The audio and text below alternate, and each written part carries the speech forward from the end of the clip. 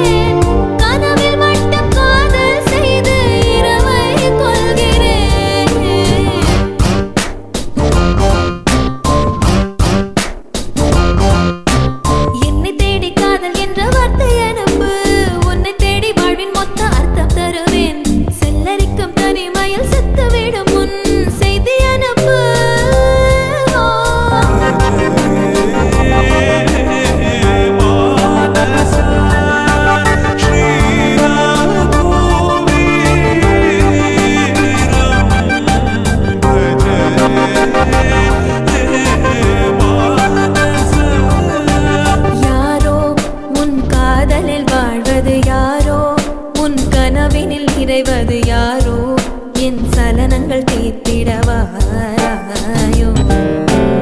ஏனோ என் இரவுகள் வீழ்வது ஏனோ, ஒரு பகல் என சுடுவது ஏனோ, என் தனிமையின் அவஸ்தைகள்